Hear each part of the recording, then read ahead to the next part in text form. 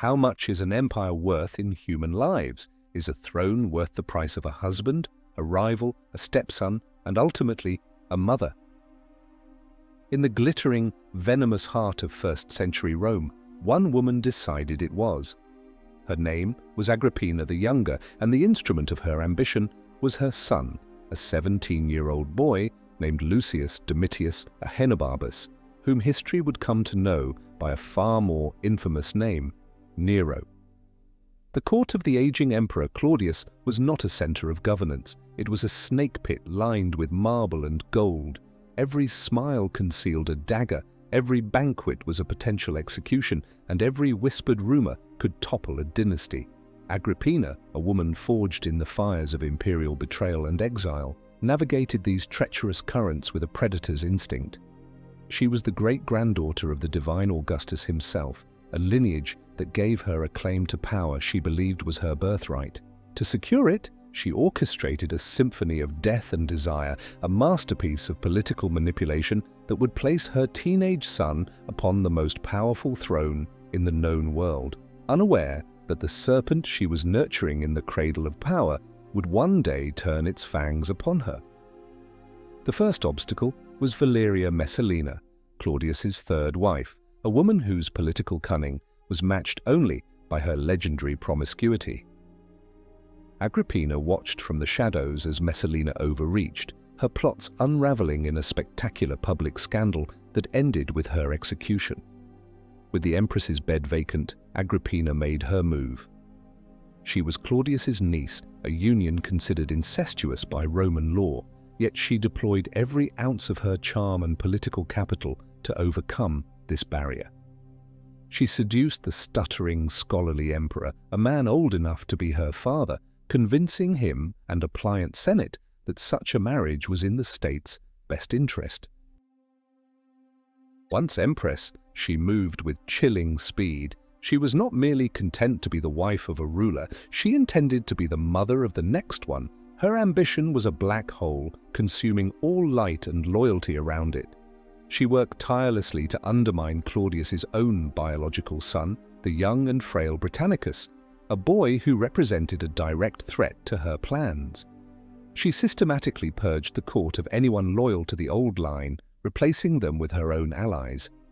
The commanders of the Praetorian Guard, the elite soldiers who held the fate of every emperor in their hands, were dismissed and replaced with a man she could trust absolutely, Sextus Afranius Burrus.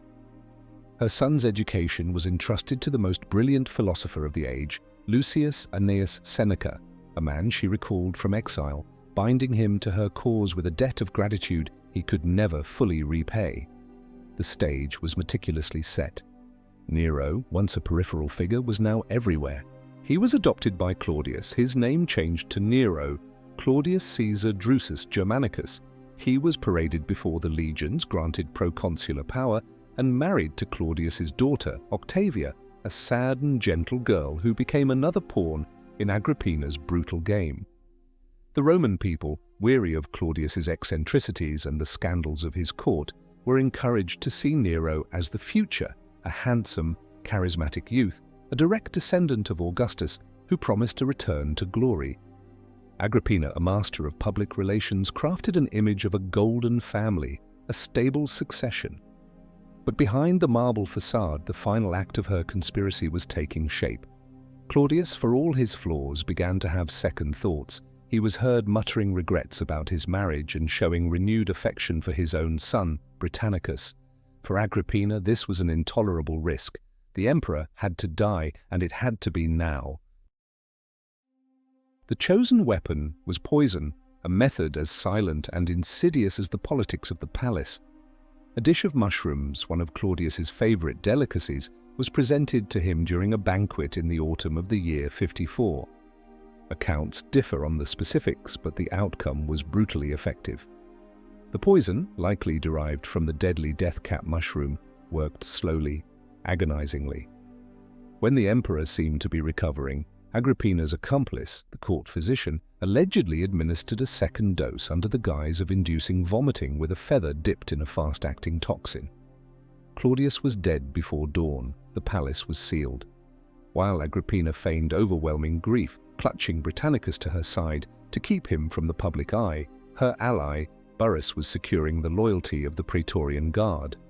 At midday, the palace gates were thrown open, and Nero, flanked by the commander of the guard, was presented to the soldiers. A speech written by Seneca and promising a generous bonus sealed the deal. The Senate, presented with a fait accompli, had no choice but to ratify the Praetorians' decision. They conferred upon the 17-year-old Nero all the powers of an emperor. His first address to the senators was a model of moderation and respect, promising to end the secret trials and corruption of the previous reign and to restore the Senate's authority. Rome breathed a sigh of relief. It seemed a new golden age was dawning, guided by the wisdom of Seneca and Burrus and overseen by the watchful eye of the Augusta Agrippina. But in the shadows, a different reality was taking shape. Agrippina had no intention of being a mere regent. She saw herself as a co-ruler. She had her image minted on coins alongside her son's. She attempted to sit beside him during official audiences, and she ruthlessly managed the affairs of state. The power she had schemed for was finally hers, wielded through her son. But absolute power, once tasted, is a difficult thing to share. Nero, the puppet, was beginning to feel the strings. He was an emperor, a living god in the eyes of his people, yet in the palace he was still just a boy, accountable to his mother. A question hangs over this moment, a chilling whisper from the past. What is more dangerous, a tyrant who knows he is a monster, or one who believes he is a hero, freeing himself from his creator? The first year of Nero's reign, the famed Quinquennium Neronis, was by all accounts a period of exemplary governance. Under the steadying influence of Seneca and Burrus, the machinery of the empire ran smoothly. Taxes were reformed, justice was administered fairly, and the Senate was treated with a deference it had not known for decades. The city of Rome applauded its youthful leader, a patron of the arts, a lover of poetry and music, a welcome change from the grim and unpredictable emperors of the recent past. Yet, this public tranquility was a mask for a private war being waged within the imperial palace. The conflict between mother and son, once a subtle tension, began to escalate into open hostility. Agrippina, accustomed to absolute control, could not accept her son's growing independence. She saw his every decision, his every friendship, as a challenge to her authority. The breaking point came over a woman. Nero had fallen passionately in love with a former slave named Claudia Acti, a relationship his mother viewed as a disgrace and, more importantly, a threat to her influence. She berated him, humiliated him, and reminded him in no uncertain terms that the throne he occupied was her gift, a gift she could just as easily take away. She began to champion the cause of Britannicus, the forgotten son of Claudius, hinting that the true heir was still waiting in the wings. For Nero, this was a declaration of war. The fear that had been planted in him by his mother now began to bloom into a murderous paranoia. He realized that as long as Britannicus lived, his mother held a weapon against him. The boy had to be eliminated. The first attempt, using a simple poison, failed. It was either too weak or Britannicus had taken precautions. The failure sent Nero into a rage. He summoned the infamous poisoner Locusta, the same woman who had helped dispatch Claudius, and, according to the historian Tacitus, stood over her himself as she brewed a new, faster-acting concoction. The deadly poison was tested on a pig, then a goat, until its potency was assured. The venue for the murder was a family banquet, a setting of supposed warmth and intimacy that had become the preferred theatre for Julio-Claudian assassinations. A special cup was prepared for Britannicus. His drink, served deliberately too hot, was cooled with a drop of water laced with the lethal poison. The effect was instantaneous. The boy collapsed, gasping for breath, the life draining from him in seconds. The dinner guests froze in horror. Agrippina was visibly terrified, realizing in that moment that her son was capable of a ruthlessness that surpassed even her own. Octavia, Britannicus's sister, and Nero's wife, though young, had learned to hide her terror behind a mask of impassivity. Nero, however, simply leaned back and casually remarked that the boy was merely having one of his epileptic fits and would soon recover. The feast continued. While the body of the last male heir of Claudius was being carried out, the Emperor of Rome continued his meal. This was more than just the removal of a political rival. It was a psychological crossing of the Rubicon. Nero had discovered the ultimate tool of absolute power, murder without consequence. He had killed his own stepbrother in his mother's presence, a brutal message that her threats were meaningless. The unspoken rule of Roman society had been broken, but a far greater taboo was yet to be shattered. The murder of Britannicus proved that Nero was no longer a puppet. Now he would set about cutting the strings one by one until only the final, most intimate bond remained to be severed. The death of Britannicus marked the beginning of Agrippina's political exile.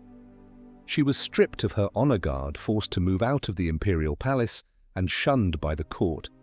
Her power, once absolute, evaporated overnight.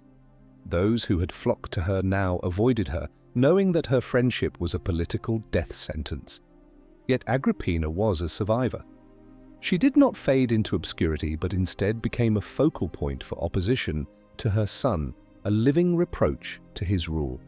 Her very existence was a threat, a constant reminder of how he had gained the throne and the debt he owed her. Seneca and Burrus, who had once used Nero to sideline Agrippina, now found themselves unable to control the monster they had helped unleash.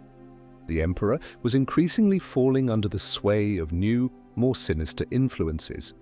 Chief among them was his friend Marcus Salvius Otho, and more significantly, Otho's beautiful and ambitious wife, Poppaea Sabina. Poppaea was everything Nero's wife Octavia was not: clever, seductive, and utterly ruthless.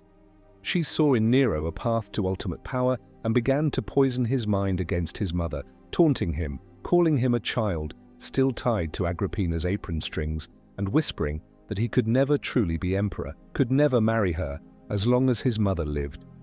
Paranoia and passion proved to be a lethal combination. Nero became convinced that his mother was plotting against him, that she would stop at nothing to regain her power. The son who had been raised to the throne by his mother's ambition now decided that he could only secure that throne through her death. But how does one murder the Augusta, the mother of the emperor, a woman who was almost a sacred figure in the Roman imagination? A simple poisoning was too risky. She was known to take antidotes. A direct assault was too crude and would provoke outrage. A solution was needed that was as clever as it was diabolical. The plan was hatched by Anicetus, the commander of the fleet at Misenum, and a man who held a personal grudge against Agrippina. He proposed the construction of a special ship, a vessel designed to collapse upon a signal, sending its occupants into the depths of the Bay of Naples. It would look like a tragic accident, an act of the gods. Nero loved the idea for its theatricality. He feigned a reconciliation with his mother, inviting her to his villa at Baiae for a festival. He treated her with effusive affection, embraced her, and seated her at a place of honor during a lavish banquet. When it was time for her to return to her own villa, he escorted her to the specially prepared ship, showering her with final endearments. The night was calm, the stars bright. As the ship sailed into the bay, the signal was given.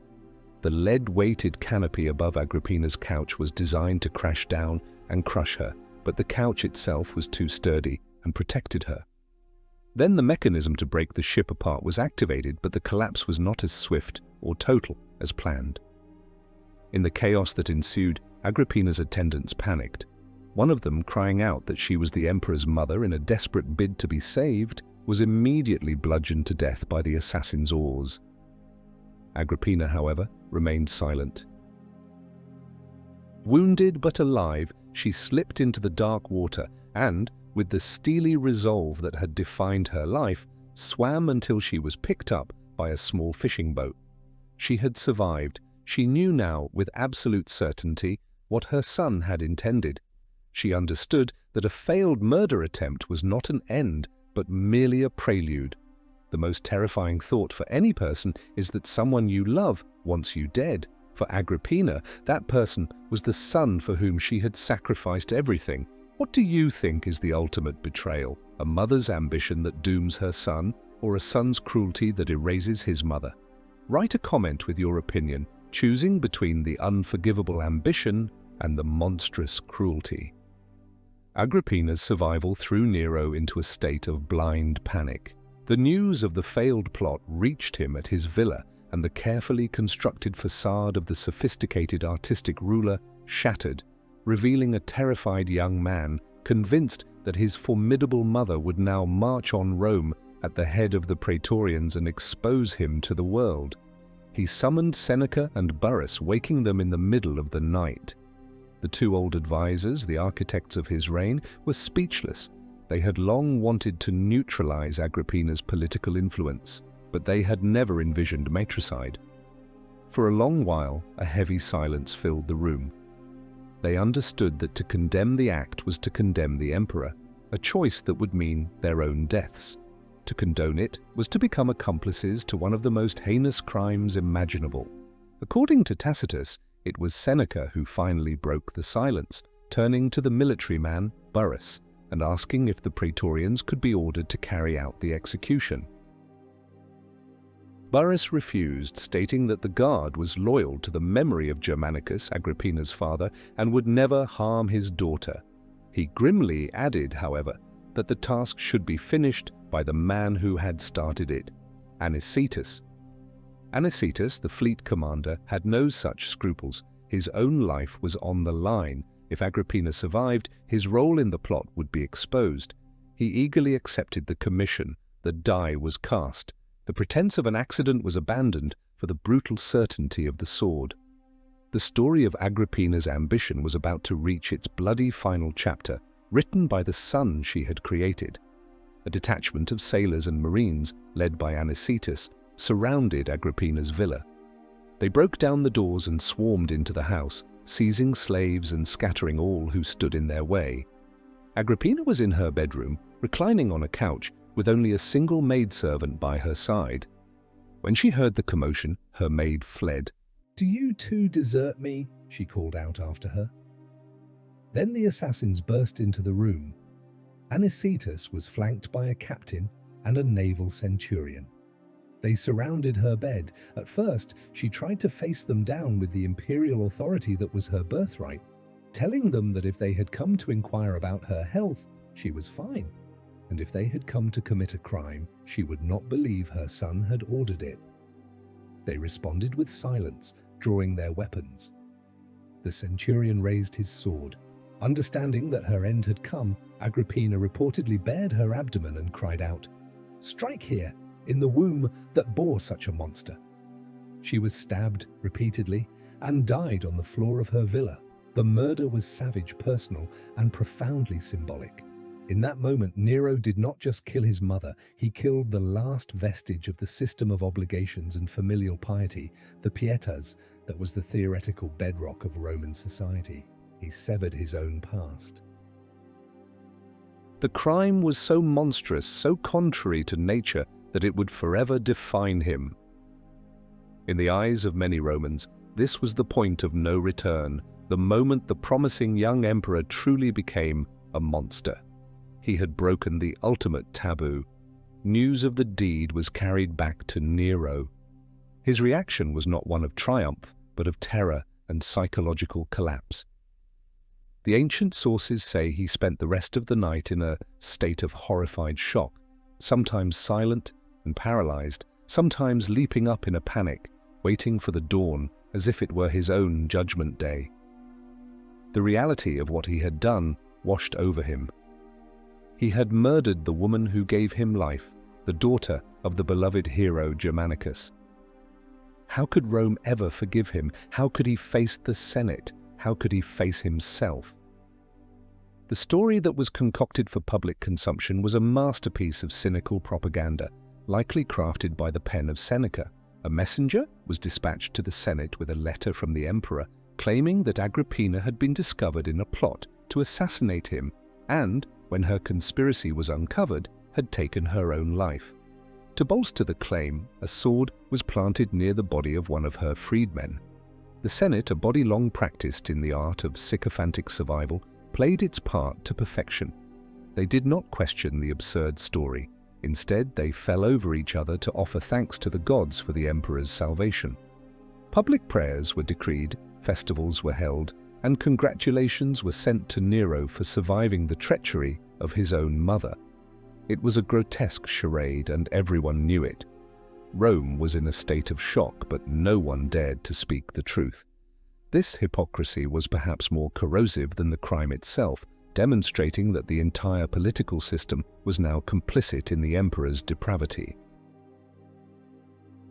Power had become a bubble of lies, and everyone, from the highest senator to the common citizen, was forced to live inside it.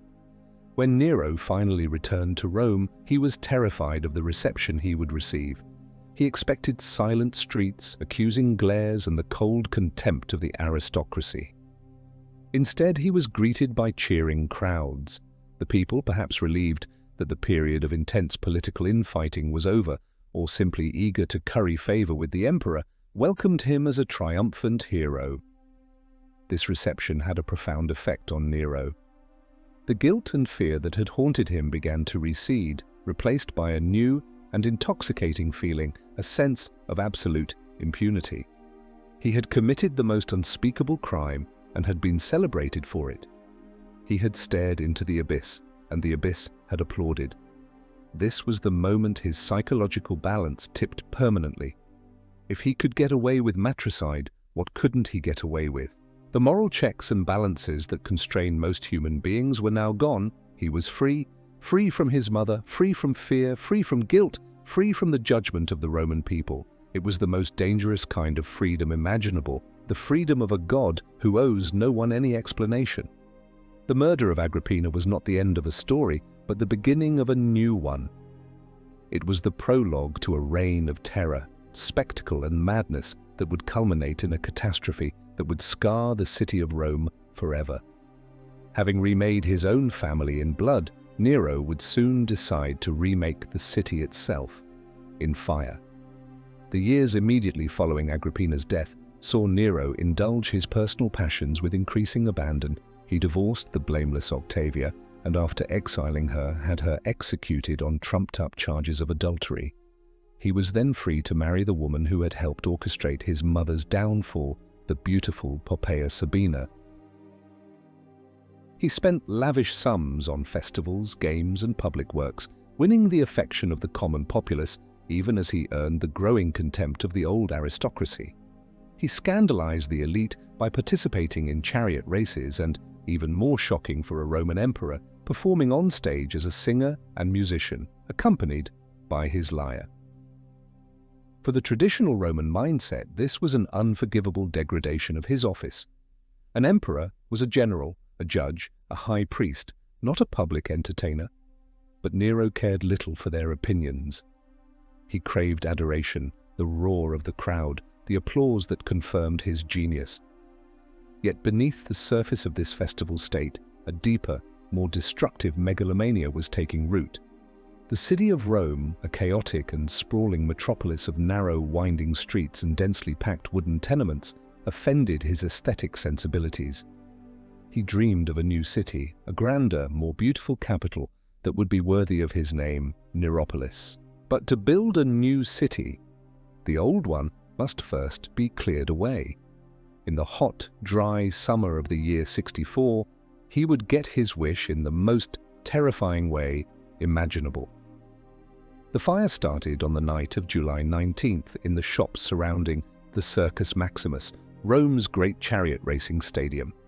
Fanned by a strong wind, the flames quickly spread through the tightly packed commercial area, leaping from one wooden structure to another. For 6 days and 7 nights, the fire raged uncontrollably. It was a firestorm of epic proportions, a roaring inferno that consumed everything in its path. Panic gripped the city. The narrow streets became death traps as fleeing citizens were caught between collapsing buildings and the advancing wall of flame. The historian Tacitus, who was a child at the time and may have been an eyewitness, provides a harrowing account of the chaos, the shrieks of terrified women, the helplessness of the old and the young, the smoke that choked the air and blotted out the sun.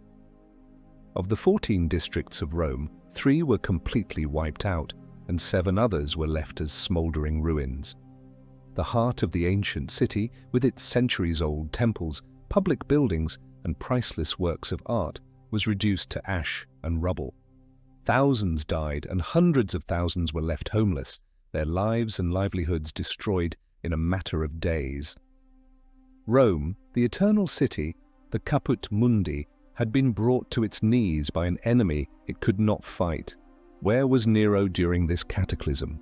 The most famous and enduring story, the one that has defined his image for 2 millennia, is that he watched the conflagration from a high tower, dressed in theatrical costume, and, playing his lyre, sang about the destruction of Troy, finding a perverse artistic beauty in the annihilation of his own capital. This image of the fiddling emperor is likely a hostile fabrication, a piece of political propaganda designed to portray him as a monstrously detached and cruel tyrant. Tacitus himself notes that Nero was not in Rome when the fire broke out, but at his villa in Antium. He rushed back to the city and organized relief efforts, opening his own palaces and gardens to shelter the homeless and bringing in food supplies from neighboring towns. Yet, despite these efforts, the rumors persisted and grew.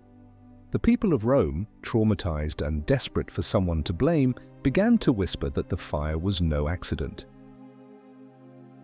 They whispered that they had seen men with torches deliberately spreading the flames, and that these men claimed to be acting on orders. The whispers soon coalesced into a single, terrifying accusation. The emperor himself had set the fire. Why? To clear the land for his new city, his Neropolis. The belief took hold that Nero had sacrificed his people for his own grandiose architectural ambitions. Rome demanded bread and circuses, but Nero gave it fire and terror, proving that the most thrilling spectacle is the fall of a great empire. Whether he started the fire or not, Nero certainly took full advantage of the opportunity it presented. As soon as the embers cooled, he unveiled his plan for the reconstruction of the city. To his credit, the new urban plan was a model of rational design, with wide streets, stone buildings with porticos, and a more reliable water supply, all intended to make the city safer from future fires. But the centerpiece of this new Rome was to be a monument to his own ego, a project of such staggering scale and opulence that it dwarfed anything that had come before. On a vast tract of land in the center of the city, cleared by the fire, he began construction of the Domus Aurea, the Golden House. It was not so much a palace as a miniature city, a sprawling complex of buildings, villas, and pavilions set within an enormous landscaped park. There was an artificial lake, vineyards, pastures with herds of animals, and forests teeming with wildlife. The main palace itself was a wonder of engineering and luxury. It featured dining rooms with revolving ceilings that showered guests with flowers and perfume, walls encrusted with gold and precious gems, and vast halls decorated with frescoes and mosaics. At the entrance stood a colossal bronze statue of himself, over 100 feet tall, depicted as the sun god Sol. The Golden House was a testament to Nero's soaring ambition and his complete disconnect from the suffering of his people. While hundreds of thousands of Romans were living in squalor, the state's resources were being poured into this monument to a single man's vanity. The cost was astronomical, funded by the plundering of temples and the expropriation of wealth from the provinces and the Italian aristocracy. The contrast could not have been more stark: a homeless population camping in the ashes of their former lives while their emperor built a private paradise on the ruins. The Golden House became a symbol of his tyranny, a physical manifestation of his belief that Rome and everything in it belonged to him. The popular resentment that had been simmering now threatened to boil over. The rumors that he had started the fire grew louder, more insistent. Nero, for all his power, was in a precarious position. He had lost the support of the people, the one group he had always tried to cultivate. He needed a scapegoat, someone to divert the public's rage, someone to pay the price for the great fire of Rome. And in the shadows of the city he found the perfect victims, a small, obscure, and widely distrusted religious sect, a group that the Romans viewed with suspicion and contempt. They were called Christians. Nero's search for a scapegoat led him to a group that was, at the time, little more than a fringe Jewish sect. The Christians were perfect targets. They were secretive, holding their meetings in private homes rather than public temples. Their beliefs were widely misunderstood and viewed with deep suspicion by the Roman populace. Rumors circulated that they engaged in cannibalism, a misunderstanding of the Eucharist, and incest, a distortion of their practice of calling each other brother and sister. They were considered atheists because they refused to worship the Roman gods, an act that was seen not just as impiety but as a profound act of civic disloyalty. They were, in short, the ultimate outsiders, a community easily demonized and blamed for a disaster they had nothing to do with. Nero declared that the Christians had conspired to burn down the city, a charge as absurd as it was convenient. With this single decree, he unleashed the first organized, state-sponsored persecution in the history of Christianity, a campaign of terror so sadistic and cruel that it would forever cement his reputation in the Christian tradition as the embodiment of evil, the Antichrist. A city that had lost its homes now found a new, horrifying form of public entertainment, the systematic destruction of human lives. A brutal manhunt began. Christians were rounded up across the city, arrested in droves, and subjected to mock trials where confessions were extracted through torture. Guilt was a foregone conclusion. The punishments that followed were not simple executions. They were designed as grotesque public spectacles, a form of state-sanctioned sadism intended to entertain the Roman masses and satiate their desire for vengeance. The historian Tacitus, no friend of the Christians, whom he described as holding to a deadly superstition, was nevertheless appalled by the cruelty of the executions. He records that the victims were not merely killed, but made the subjects of a horrifying form of entertainment. Some were sewn into the skins of wild animals and then torn apart by dogs in the arena. Others were crucified. But the most infamous of Nero's inventions was a particularly fiendish form of execution.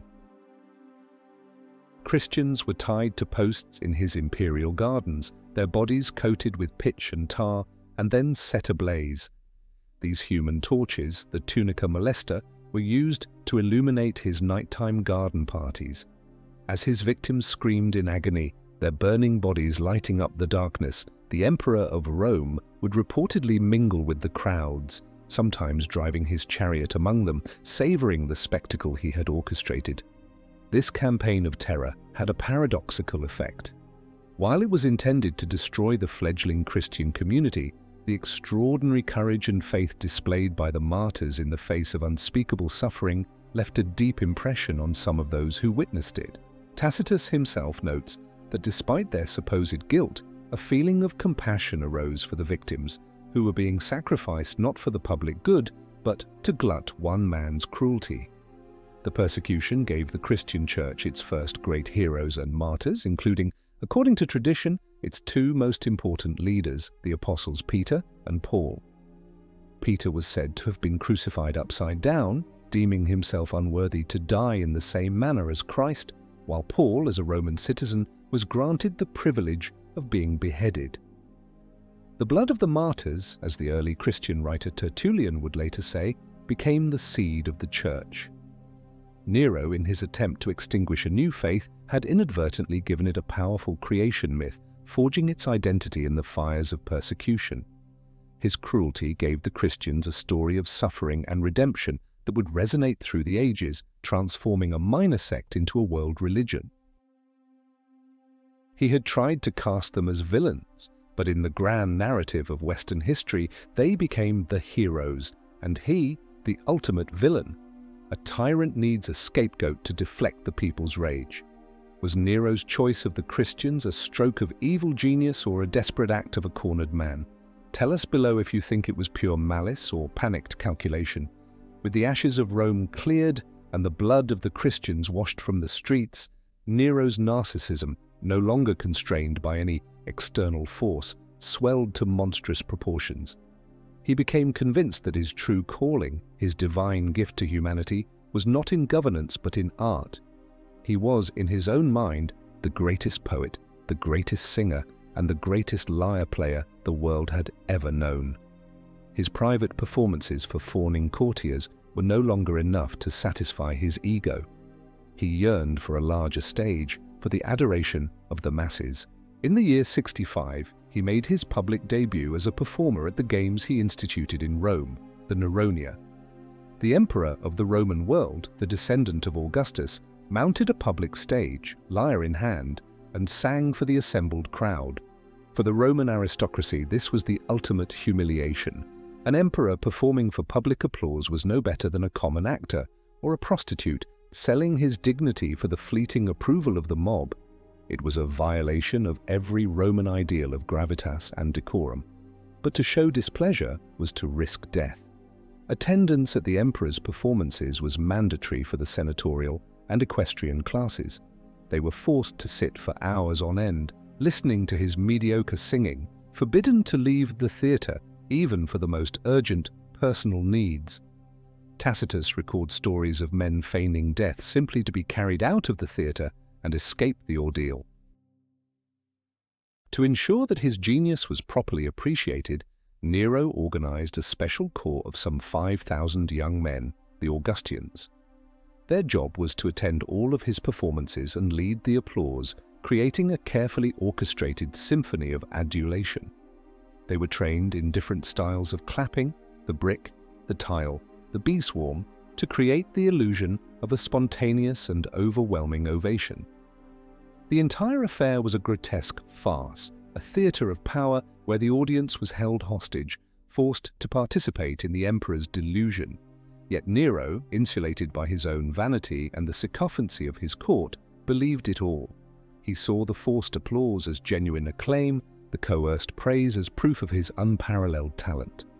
His obsession with artistic glory soon overshadowed all other duties of state. While generals were fighting wars on the frontiers and governors were managing the complex affairs of the provinces, the emperor was practicing his scales, agonizing over his stage presence, and preparing for his next performance. The governance of the world's greatest empire had become secondary to the demands of one man's artistic vanity. When a tyrant demands applause, silence becomes the most dangerous form of treason. The culmination of this artistic obsession was his grand tour of Greece in the years 66 and 67. For Nero, Greece was the birthplace of the arts he so admired, and to be acclaimed, there would be the ultimate validation of his talent. He decided to participate in the 4 great Pan-Hellenic games, the Olympic, Isthmian, Nemean, and Pythian, all of which were rescheduled to take place in a single year to accommodate his visit. What followed was one of the most bizarre and surreal episodes in the history of the Roman Empire.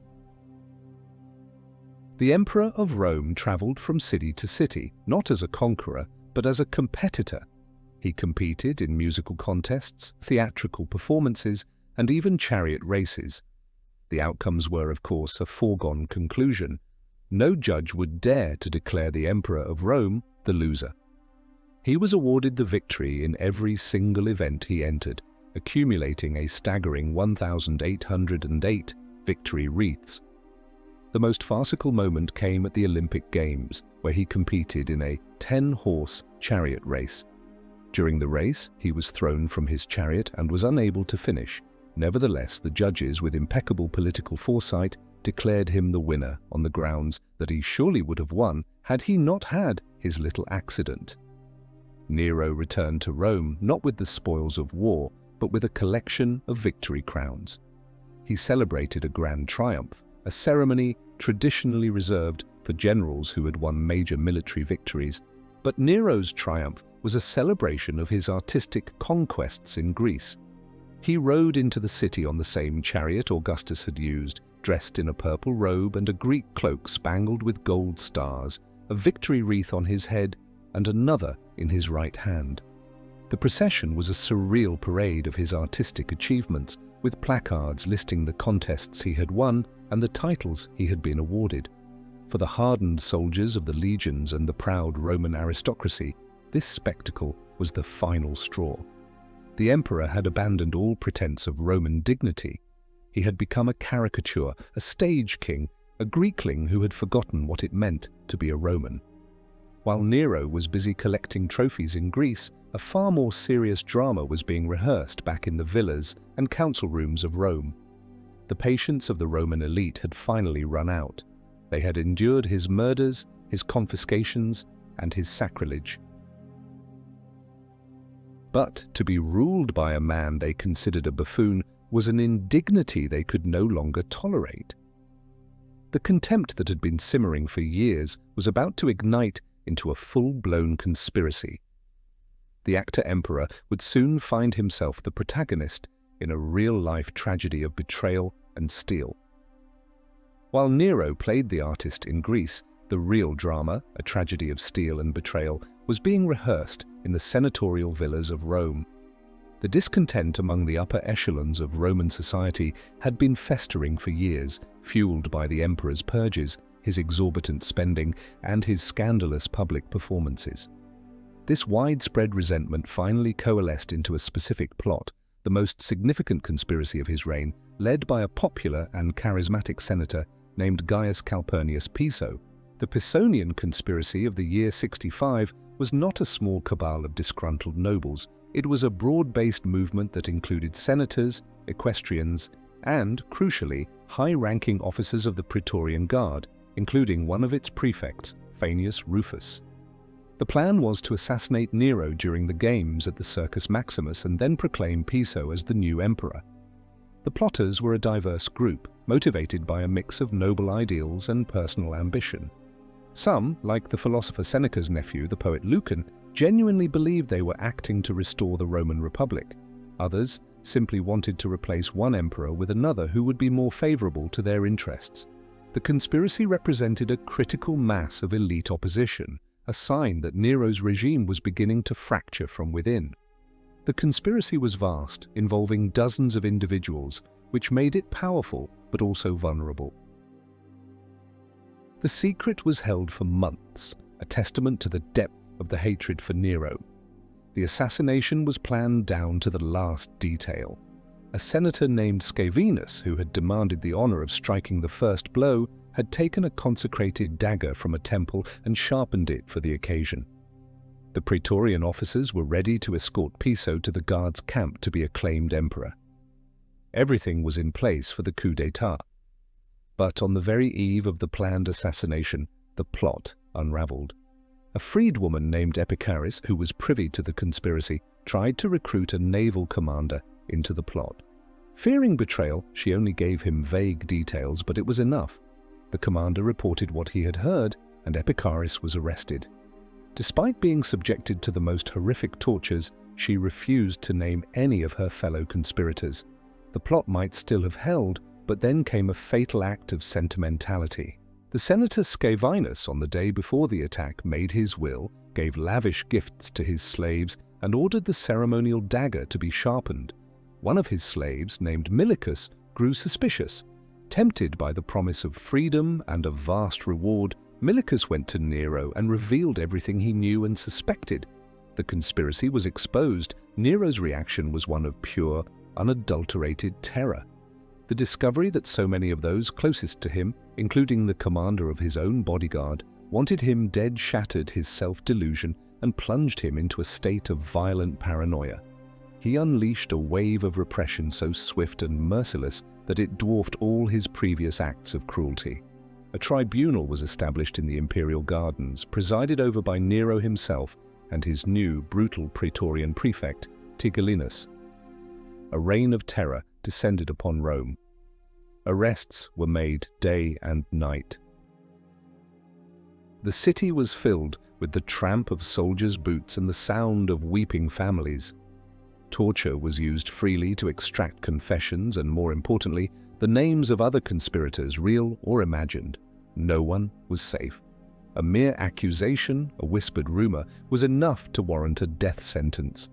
The purge that followed was a systematic decapitation of the Roman intellectual and political elite. The conspirators, and many who were only tangentially associated with them, were either executed outright or given the choice to commit suicide. Piso, the leader of the plot, took his own life. The poet Lucan, forced to open his veins, reportedly died reciting lines from his own epic poem about the civil war. The most famous victim of the purge was Nero's former tutor and advisor, Lucius Annaeus Seneca. There is no conclusive evidence that Seneca was an active participant in the conspiracy, but his immense wealth, his moral authority, and his tacit disapproval of Nero's regime made him a target. A soldier was sent to Seneca's villa with the death sentence. The philosopher received the news with stoic calm. He embraced his much younger wife, Paulina, and tried to comfort her, but she insisted on dying with him. They both had the veins in their arms opened.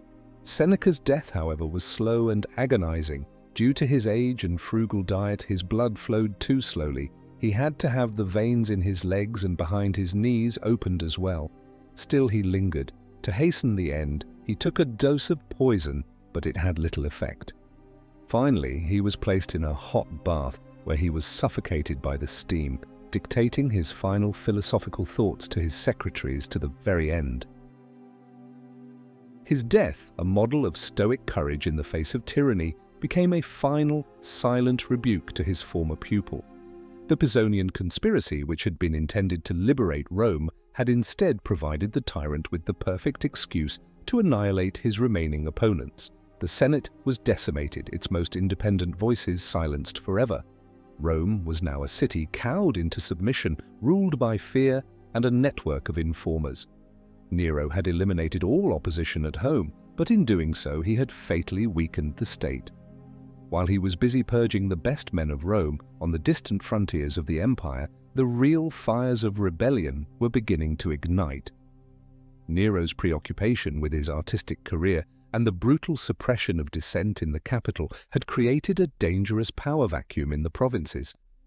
His gaze was turned inward, focused on the stages of Rome and Greece, while the vast empire he was supposed to govern began to fray at the edges. The first major eruption occurred in the distant, newly conquered province of Britain in the year 60. The revolt was led by a queen of the Iceni tribe named Boudica, a woman whose fury was born of profound personal and political humiliation. After her husband's death, the Romans had annexed his kingdom, flogged Boudica publicly, and raped her 2 daughters. In response, she rallied the British tribes into a massive rebellion. Her army, a furious horde seeking vengeance, descended on the centers of Roman power. They sacked and burned Camulodunum, Colchester, Londinium, London, and Verulamium, St. Albans, massacring the inhabitants, Roman and pro-Roman, Britain alike. An entire Roman legion, the 9th, was ambushed and annihilated. For a moment it seemed that Roman control of Britain was on the verge of complete collapse. The rebellion was eventually and brutally crushed by the Roman governor Suetonius Paulinus, but it was a bloody reminder that the empire's frontiers were not secure and required constant vigilance, vigilance that the emperor was not providing. A far more serious and intractable conflict was brewing in the east. For decades, tensions had been rising in the province of Judea between the Jewish population and the Roman administration. A combination of corrupt Roman governors, heavy taxation, and deep-seated religious and cultural conflicts created a volatile atmosphere. In the year 66, while Nero was preparing for his grand artistic tour of Greece, the province exploded into open rebellion. The Great Jewish War, as it came to be known, was not a simple tribal uprising. It was a full-scale national war, fueled by messianic fervor and a desperate desire for independence. The rebels overwhelmed the Roman garrison in Jerusalem, annihilated another Roman legion sent from Syria, and established an independent government. The war would prove to be one of the longest and most brutal conflicts in Roman history, requiring a massive military response. Nero, insulated from reality in his Greek theatrical world, initially failed to grasp the magnitude of the crisis. He eventually dispatched one of his best generals, Titus Flavius Vespasianus, with 3 legions to suppress the revolt. Vespasian began a slow, methodical, and merciless reconquest of the province, but the war would drag on for years, draining the empire's treasury and tying down a significant portion of its military strength. The emperor was singing and a province was burning. It was a perfect metaphor for the state of his reign. The final, fatal challenge to Nero's rule came not from a distant, restive province, but from the heart of the Roman West. In March of the year 68, the governor of Gallia Lugdunensis, a region of modern-day France, Gaius Julius Vindex, openly rebelled. Vindex was a Roman senator of Gallic noble descent. He did not seek the throne for himself, but instead launched his rebellion in the name of the Roman Senate and people, denouncing Nero as an unfit ruler and a disgrace to the empire. He issued a call to arms, famously declaring that he was fighting against Nero, the cithara player, not Nero the emperor. Vindex's rebellion was, in military terms, a failure. He was defeated and killed by the legions stationed on the Rhine, who, while they despised Nero, were not yet ready to support a Gallic upstart. But Vindex had lit a spark. He had done what no one had dared to do before. He had openly and publicly declared that the emperor was a tyrant who must be overthrown. He had shattered the illusion of imperial invincibility. His call for rebellion was answered not in Gaul but in Spain. The elderly governor of Hispania Tarraconensis, Servius Sulpicius Galba, a man from an ancient and distinguished noble family, decided to join the revolt. He was a respected, if uninspiring, military commander who had hesitated at first, but with the news of Vindex's proclamation, he took the decisive step. In April of 68, he had himself proclaimed not emperor, but legate of the Senate and the Roman people. The chain reaction that would destroy Nero had begun. What do you believe is the greater catalyst for revolution, the oppression of a distant province or the corruption of the ruler himself? Share your thoughts in the comments. The news of Galba's rebellion in Spain reached Nero while he was in Naples, where he was, characteristically, performing on stage. At first, he dismissed it with contempt, boasting that he would crush the rebels with a single song. But as the days passed, the news grew worse. Galba was gaining support. More importantly, he had secured the allegiance of Otho, the governor of Lusitania, and Nero's former close friend, the man whose wife, Poppaea, Nero had stolen. The emperor finally returned to Rome in a state of growing panic, but his response to the crisis was erratic and bizarre. He oscillated between moments of paralysis and fits of wild, impractical scheming. He proposed leading an army against the rebels composed of courtesans and actors. He threatened to execute every Gallic person in Rome. He drew up plans to sail to Alexandria and live as a private citizen, earning a living with his lyre. His grip on reality, already tenuous, was now completely slipping. The turning point came when he received word that the legions in Germany, the most powerful military force in the empire, were wavering in their loyalty. He had lost the confidence of the army, the ultimate source of an emperor's power. Power is a fortress of sand. It looks solid until the tide of loyalty turns. The final, fatal blow came from within Rome itself. The Praetorian prefect, Nymphidius Sabinus, seeing which way the wind was blowing, decided to betray his master. He secretly negotiated with Galba and then bribed the Praetorian Guard to abandon Nero. He did so with the false promise that Nero had already fled the city and the promise of a massive donative from Galba. The Praetorians, the emperor's personal bodyguards, the men who had been the bedrock of his power since the day they acclaimed him as a boy, declared their allegiance to Galba. The moment Nero lost the loyalty of the Praetorian Guard, his reign was effectively over. He woke up in his palace on the night of June 8th to find that his guards had disappeared. The sprawling, opulent corridors of the Golden House were suddenly silent and empty. The man who had been a living god just days before was now utterly alone, abandoned by his friends, his courtiers, and his soldiers. He sent desperate messages to his remaining associates, but no one answered. He went to their houses himself, but the doors were closed to him. He returned to the palace and found that even his personal servants had fled, taking his bed linens and a small box containing the poison he kept for just such an emergency. He was a hunted animal in his own home. While Nero was frantically scurrying through the deserted palace, the Senate, which had cowered before him for 14 years, suddenly found its courage. Informed that the Praetorians had deserted the emperor, the senators convened and, with breathtaking speed, declared Nero a public enemy, an enemy of the state, ici hostis publicus. This declaration stripped him of all legal protection and meant that any Roman citizen had the right, indeed the duty, to kill him on sight.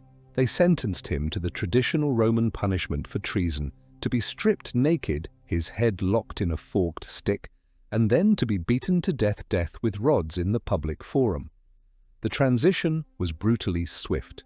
In the space of a single day, Nero had gone from being the master of the world to a condemned criminal, a fugitive in his own city. Accompanied by a handful of his remaining loyal freedmen, including his secretary Epaphroditus, Nero disguised himself and fled the palace on horseback. It was a humiliating and terrifying flight through the dark streets of Rome. As he rode, a lightning storm broke out, flashing in the sky as if the gods themselves were passing judgment. He overheard a soldier on the street remark to another, "They are after Nero," and another ask, "What's the news in the city about Nero?" He had become a ghost in his own capital, a subject of rumor and speculation, even as he fled for his life.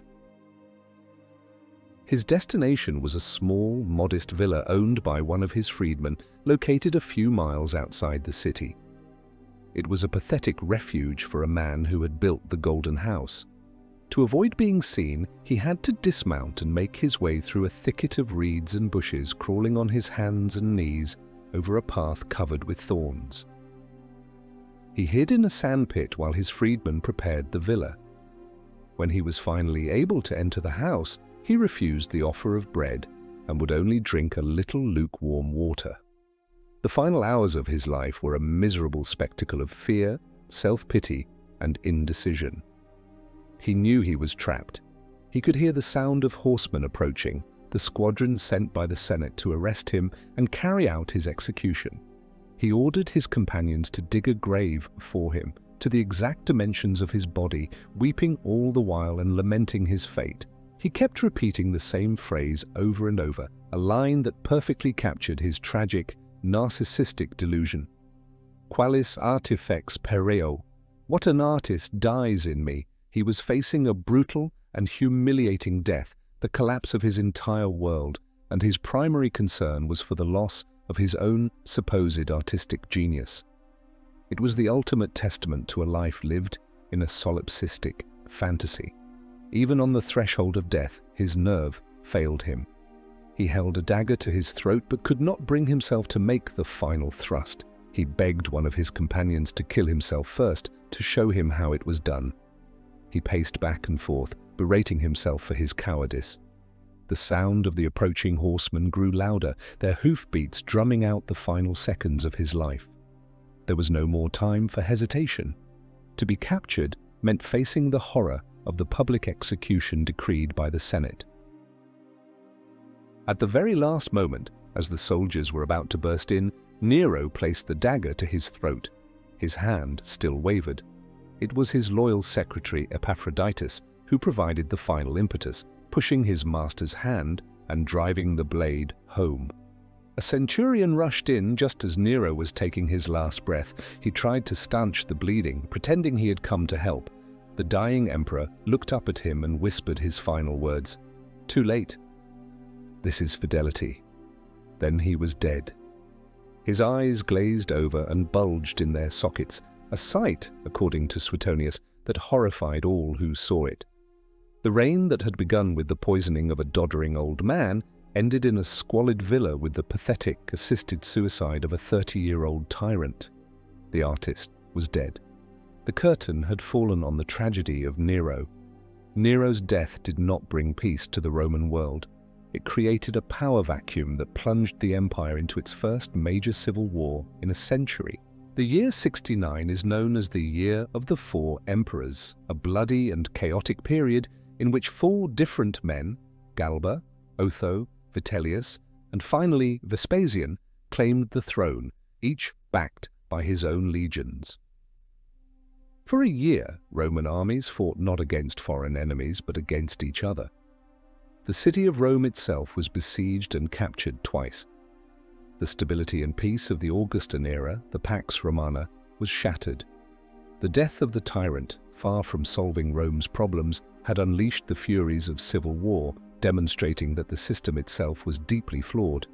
The Senate, in a final act of vengeance, officially damned Nero's memory, a process known as damnatio memoriae. His statues were torn down, his name was chiseled from public inscriptions, and his laws were rescinded. The Golden House, that monument to his ego, was abandoned and eventually buried, its land given back to the people of Rome for public buildings like the Colosseum, which was built on the site of Nero's artificial lake. The official policy was to erase Nero from history, to pretend he had never existed. But a figure like Nero is not so easily erased. While the Roman elite cursed his memory, a strange and persistent legend began to grow among the common people, particularly in the eastern provinces where he had been popular.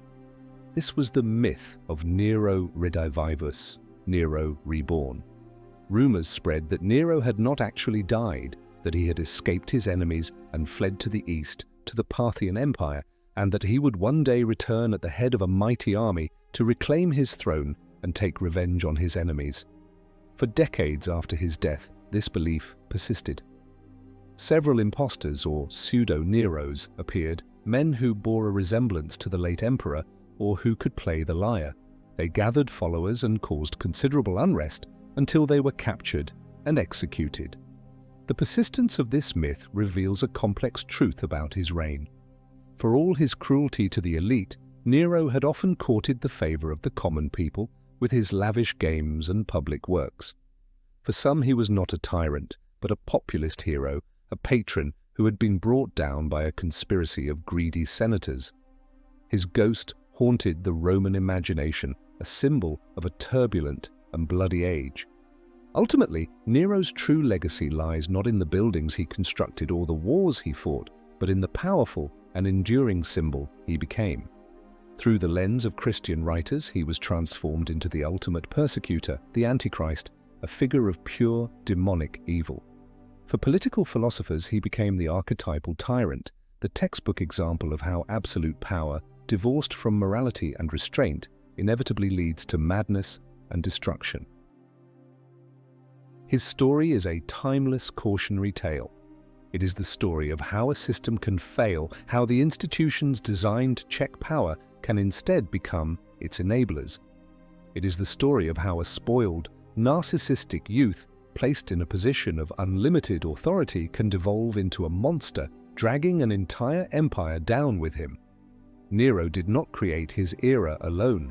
The era, with its culture of political violence, its sycophantic senate, and its Praetorian Guard that sold the empire to the highest bidder, also created him. He was both a cause and a symptom of Rome's sickness.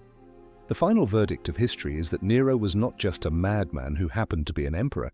He was what happens when the madness inherent in absolute power is given a human face, a lyre to play, and a city to burn. His name has echoed through the centuries, a permanent warning whispered from the ruins of history about the darkness that awaits when one man is allowed to become a god.